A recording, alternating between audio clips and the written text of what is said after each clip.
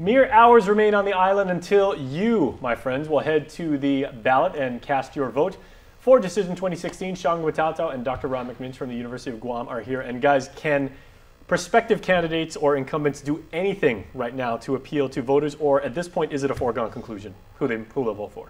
Well, for me, I think that you're right. We're near the end. It is a full day.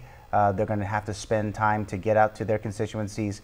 If they don't know about what they're doing, if they have no idea what they stand for, then it's likely when they vote on Tuesday, they won't get an affirmative vote for them to be in office. Yeah, Ron, short of a bombshell or like a major controversy, again, in your opinion, is everybody's voting mindset pretty much No, fixed? not at all. I think that, in fact, we know this from talking to people. First, the margin between ins and outs can be single, double digits.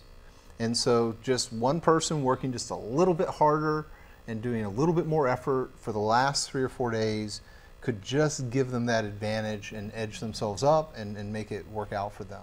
And so it's all the way up to them. I know a few years ago in 2004, Ben Pangilinan and Joanne Brown, it was double digits or single digits for a while. Your vote counts. And so people voting, it counts. And working hard at the very end, it counts. So it is possible to sway like somebody's decision, or get in the mind of people, be that earwig, if you will, and convert enough people. And opinion cascades happen. Sweeping negatives can really affect incumbents. But also, and something that I learned from Dr. McNich was the holiday plays a big deal, because now when they were off just a couple days ago for All Souls Day, that means families were gathering, families were talking. So you have that day plus the weekend. It gives a little bit more leeway for some of these guys who are on the fence in some people's minds to get into their heads as soon as they make that vote. Now, Ron, you weren't here the last couple of weeks, and we did miss you, by the way. Yes, we did. Your insight was sorely missed.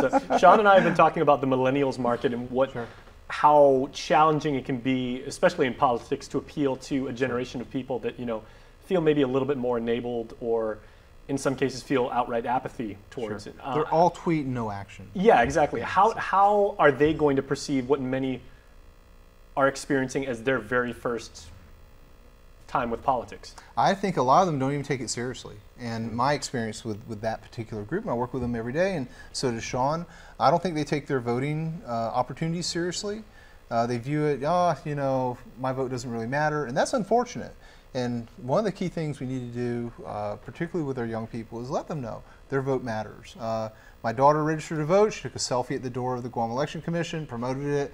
So did her friends. So there's some young people that act on it and do it, and then there are others that kind of they don't view it as important. But also people that are that the millennials attract to, like for example the big Pia Mia, the Baby Joe Timing Lows, all these MMA guys who are they just in the local celebrities, the key influencers, but they're influencing millennials today.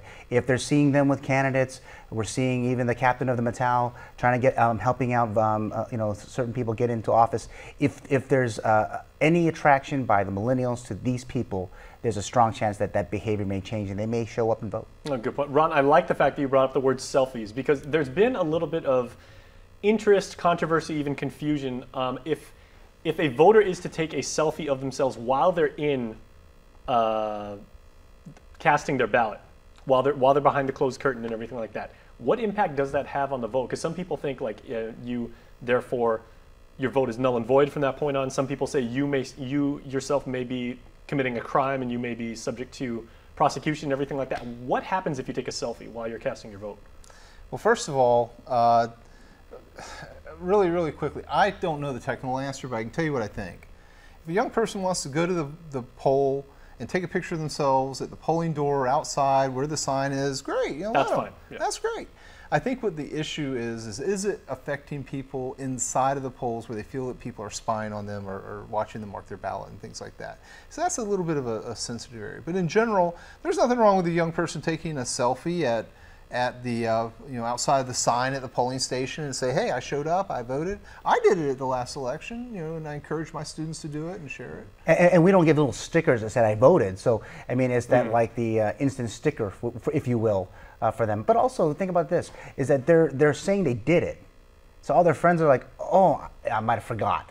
So then it's also getting them out to the polls, especially for millennials who, again, communicate only via those technology means. It's a decision maker for them. And maybe just because a lot of people, generationally, we always say voting is your civic duty. That doesn't mean it can't be fun, but at the same time, you have to take it seriously.